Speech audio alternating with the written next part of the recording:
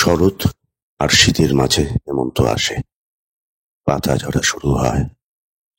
সকালে এক কাপ চা নিয়ে জানলায় বসলে দেখি আমার শহরের কুয়াশায় ঢাকা ধূসর।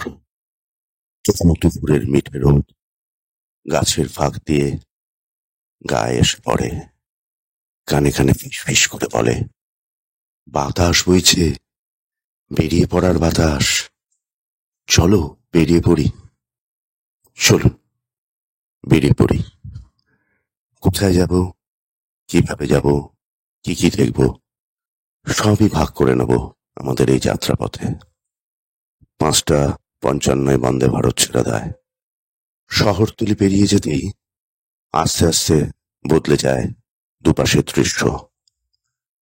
হেমন্তে কিছু কিছু জায়গায় ধান কাটা হয়েছে, কিছু ধান এখনো কাটা হয়নি। কোথাও কোথাও মৌসুমি ফসলের চাষ শুরু হয়েছে। এই করতে করতেই আমাদের ব্রেকফাস্ট শেষ হয়ে যায়। আস্তে আস্তে আমরা এসে পৌঁছই ফারাক্কা ব্রিজের কাছে। সমান্তরালে আরেকটি ব্রিজ নির্মাণের কাজ চলছে। দুপুরের লাঞ্চও শেষ হয়ে যায়। তারপরে ঝট করে এসে পৌঁছই। এই দেখুন, বদলে যাচ্ছে আবার দুপাশের ছবি। ঘন চা পাতার গাছ, তার মাঝে মাঝে ছোট ছোট সুপারি আর ইউক্যালিপটাস। জানান দিচ্ছে এনজিপি এসে গেছে। এনজিপিতে ট্যাক্সি স্ট্যান্ডে পৌঁছে আমরা আমাদের নির্দিষ্ট গাড়িতে উঠি। গাড়িটা আমাদের হোমস্টে থেকেই পাঠিয়ে দেওয়া হয়েছিল। চমৎকার মানুষ আমাদের এই গাড়ির ড্রাইভারটি। এনজিপি ছেড়ে আমরা সেবক রোড ধরি। এই দেখুন, সেবক অরণ্যের মধ্যে দিয়ে যাচ্ছে। আহা, এই সবুজটা দেখুন। এই জন্যই তো, ঠিক এই জন্যই বারবার আসতে যাওয়া উত্তরবঙ্গে। নানান রকম সবুজ, নানান সময়। ধীরে ধীরে আমরা এগিয়ে এসে পৌঁছই সেবক কালীবাড়ি। ডান দিকে তিস্তা বইছে, আর এই বিখ্যাত করোনেশন ব্রিজ, তার নিচ দিয়ে মন ব্যাকরের তিস্তা। এবার আবার পাকদণ্ডী পথ। পাহাড়েই এক মজা, জানেন, প্রত্যেকটা বাঁকেই মনে হয় কিছু একটা যেন অপেক্ষা করছে। তবে এবার আমাদের রাস্তা একটু আলাদা। আমরা গরুবাথান হয়ে চেলখোলা নদী হয়ে যাব, তাই আবার সমতলে নেমে আসা। আবার বদলে যাচ্ছে ল্যান্ডস্কেপ। দুপাশে চায়ের বাগান, এটা গুডরিকের চায়ের বাগান। তখন ধীরে ধীরে সূর্য ঢলছে। সূর্যের ঘরে ফেরার তারা, তাও সে ছড়িয়ে দিচ্ছে কমলা আলো গোটা দিগন্ত জুড়ে। আস্তে আস্তে আমরা এসে পৌঁছই গরুবাথান মোড়ের কাছাকাছি, যেখান থেকে ফলক বলছে লাভা 41 কিলোমিটার, গরুবাথান মোড় 1 কিলোমিটার। এই গরুবাথান মোড় পার করে আমরা এবার চলে আসি চেলখোলা ব্রিজের উপর। এই চেলখোলা ব্রিজ এবং এই চেলখোলা নদী সংলগ্ন অঞ্চলটি একটি পিকনিক স্পট। এখানে গাড়ি দাঁড়ায়, ছুটে যাই নদীর কাছে। অনেকক্ষণ আমি বকবক করলাম, এবার আপনারা নদীর পথ দর্শন। এই সেই বিখ্যাত চেলখোলা নদী, মনে আছে আপনাদের? একবার পুজোর সময় বিসর্জনে হড়কা বান এসে যাওয়ায় কত মানুষ প্রাণ হারিয়েছিল। হেমন্তের পরন্ত বিকেলে এইসব চলে যাওয়া মানুষের স্মৃতি মনকে কোথাও হালকা বিষাদের চাদরে জড়িয়ে দেয়। না, সে বিষাদ সরিয়ে রেখে আমাদের এগিয়ে যেতে হবে, নইলে পৌঁছতে অনেক দেরি হয়ে যাবে আমাদের গন্তব্যে। এই গাড়ি বলে গেছে, সন্ধ্যা ঘন হয়ে আসছে। আমাদের গাড়ি চলেছে। ওই সামনে একটা গাড়ি, তার পেছনে আমাদের গাড়ি, রাস্তায় শুধু গাড়ির হেডলাইটের আলো। এই যে কি অবস্থা, চিন্তা করা যায় না। প্রতিটি পাখে গাড়ির আলো গিয়ে পড়ছে পাহাড়ের গায়ে। তারপরে আর কিছু নেই। আর হঠাৎ করে বাঁ দিকে চাঁদ আমাদের সমান্তরালে রাসের খেলা দেখাচ্ছে। আবার দ্রুত মিলিয়ে যাচ্ছে চাঁদ এক পাখ থেকে আরেক পাখে পাহাড়ে। তখন তুমি গাড়ির হেডলাইটের আলো, আর মনে হচ্ছে আচমকা এই চোখে কেউ কিছু বেরিয়ে আসবে না তো। ছট করে হতে ঝাঁপ দিল। সত্যি বলছি, এই ভয়ঙ্কর সুন্দর যেরকম উপভোগ করছে, আবার ভয় করছে। এই করতে করতে আমরা এসে পৌঁছে যাই ঝান্ডিয়া মেনে। আকাশ তখন চাঁদের দখলে। ওই আমাদের হোমস্টে। চলুন চটপট আপনাদের একটু রুম টুরটা করিয়ে দিই। একটা ছিমছাম বেসিক রিকোয়ারমেন্টস গুলো ফুলফিল করবে এই হোমস্টেতে। মোটামুটি এই ঘরে 3-4 জন থেকে যেতে পারেন। টয়লেটটা পরিষ্কার পরিচ্ছন্ন, যেটা আমার কাছে খুব গুরুত্বপূর্ণ, খাওয়া দাওয়া থাকার থেকেও বেশি। যা গিয়ে একটু ফ্রেশ হয়ে বেশিক্ষণ ঘরে থাকা যায় না, কারণ বাইরে তখন চাঁদের ভেলকি খেলা।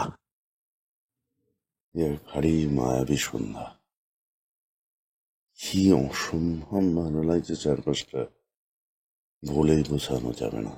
আমি দাঁড়িয়ে আছি আমার ঘরের সামনে। আমার সামনেই একটা বড় গাছ, আর তার পাতার ফাঁকে জ্যোৎস্নার আলো চুইয়ে পড়ছে। বড় সুন্দর। আপনারা একবার আসুন এখানে। হোমস্টের কর্ণধারকে অনুরোধ করায় উনি ভেতরের সার্চ লাইট গুলো নিভিয়ে দেন। আর এই দেখুন আকাশ জুড়ে চাঁদের খেলা, সঙ্গে মেঘ দোসর, রাসের লীলা চলছে। আজকে শুধু এটাই উপভোগ করুন। দেখা হবে কাল সকালে। ভোর হয় সকালের সঙ্গে সঙ্গে জানলার পর্দা সরাই, দরজা খুলে বাইরে বেরিয়ে আসি। ভালো ঠান্ডা, তবে উপভোগ করার মতো। বেরিয়ে এসে চারপাশটা দেখে আমাদের ঘরের থেকে বাঁ দিকে দেখাই, ওই যে দেখা যাচ্ছে কাঞ্চনজঙ্ঘা। এর জন্যই তো এত দূর ছুটে আসা। খালি চোখে যতটা স্পষ্ট দেখেছি, আমার স্বল্প মূল্যের ক্যামেরায় ততটা ধরা সম্ভব হয়নি। তারপরে চা খাই, হালকা চলে এসে ঘরের সামনেটা বসি। এই সময়টা পৃথিবীতে আছি না স্বর্গে কে জানে।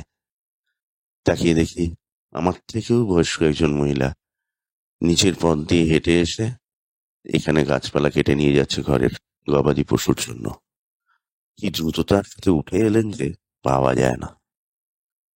আমিও একটু আলস্য ছেড়ে হাঁটতে বেরোই। হোমস্টে থেকে ডান দিকে আছি। সকাল হয়েছে, তাও চরাচর জুড়ে একটা অদ্ভুত নিস্তব্ধতা, আর পুরো ঝিঝির ডাকের মধ্যে দিয়ে হেঁটে হেঁটে যাচ্ছে।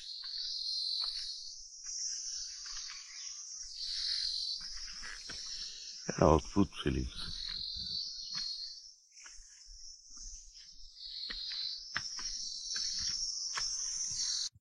কি, কোথায় চললে? ও, কাজ করতে এসছিলে? এই ছেলে দুটো আমাদের হোমস্টেতেই ছিল। এইবার আবার সকালের 1 কাপ চা নিয়ে এসে আমাদের ঘরের সামনে চেয়ার নিয়ে বসি আমি আর শাশ্বতী। তখনও হালকা দেখা যাচ্ছে কাঞ্চনজঙ্ঘা। টুকটাক গল্প, কাঞ্চনজঙ্ঘা দেখা, শীতটা উপভোগ করি। আর এই দেখুন, তখনও যেন চাঁদের ছুটি হয়নি। আকাশে তখনও চাঁদ স্পষ্ট।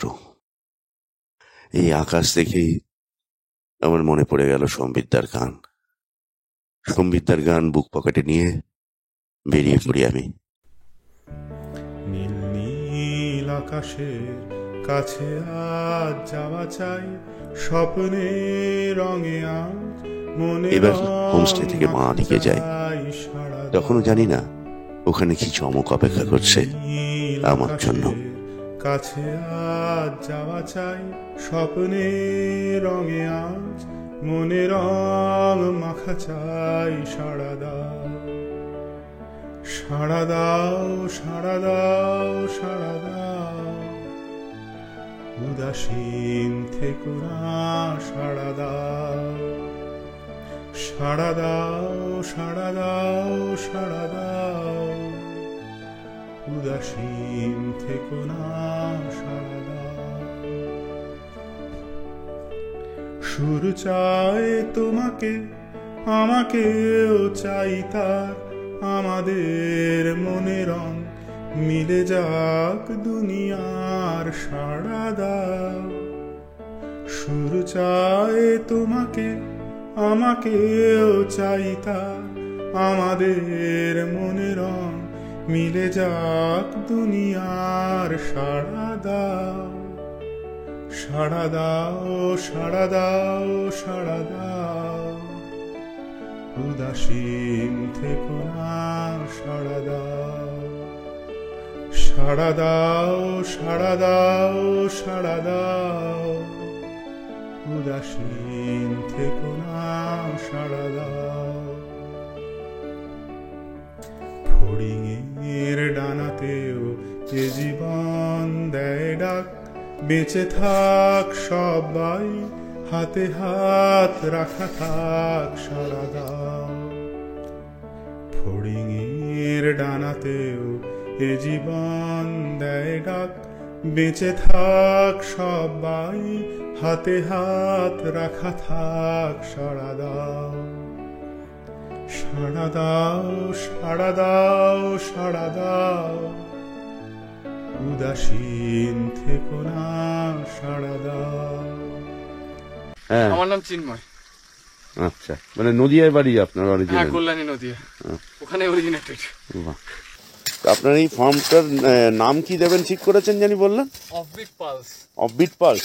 হ্যাঁ, আপনি Facebook, Instagram, Google location, Google ম্যাপে আপনি পেয়ে যাবো। পেয়ে যাবেন। বাহ। আর আপনি এখানে ক্যাম্পিং এর খরচ কিভাবে রেখেছেন? 1200 টাকা থাকবে। 1200 টাকা থাকা খাওয়া? হ্যাঁ, চারবেলা খাবার থাকবে, lunch, evening dinner, next day breakfast. আর এমনি যোগাযোগে আপনার ফোন নাম্বারটা একটু বলুন না। আমার ফোন নাম্বার 9830427194। এই যে ছেলেটিকে দেখলে, এই হলো চিন্ময়। খুব ভালো ছেলে। ওর একটা ঝলমলে জীবন ছিল, শহরে বড় চাকরি, সবকিছু ছেড়ে দিয়ে চলে এসছে পাহাড়ের কাছে। 1 বছর ধরে পাহাড়ের বিভিন্ন জায়গায় থেকেছে ও আর ওর স্ত্রী। তারপরে এসে এই ঝান্ডির কাছে এই জায়গাটাতে একটা ছোট ঘর করে আছে এবং আগামী দিনে ও এখানে ক্যাম্পিং চালু করবে।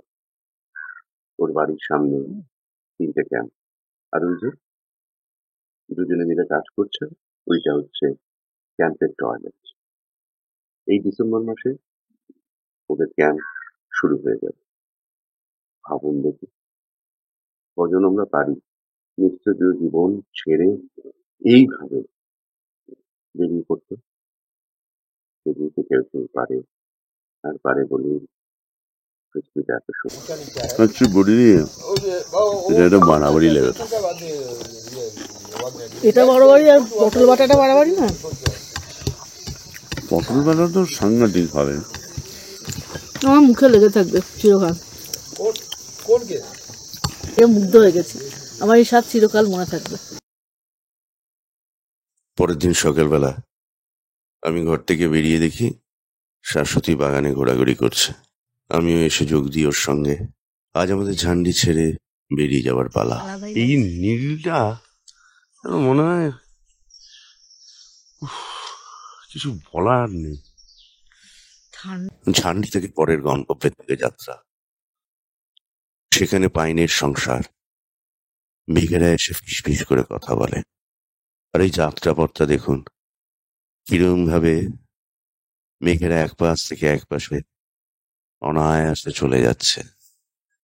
আহা, এই এক অন্য মায়ার সংসার। এ সত্যি চোখে না দেখলে বিশ্বাস করা যায় না। কি চমৎকার লাগছে। এই যে আস্তে আস্তে ঘুরছে। আমাদের কিন্তু খুব বেশিক্ষণ সময় লাগেনি ঝান্ডি থেকে আমাদের পরের গন্তব্যে পৌঁছতে। এই আমরা এসে গেলাম, এবার এই ডান দিকে রাস্তা দিয়ে উঠে যেতে হবে। এই গল্প পরের ভিডিওতে। সঙ্গে থাকুন, দেখতে থাকুন আমার চ্যানেল ট্রাভেল উইথ অরিন্দম।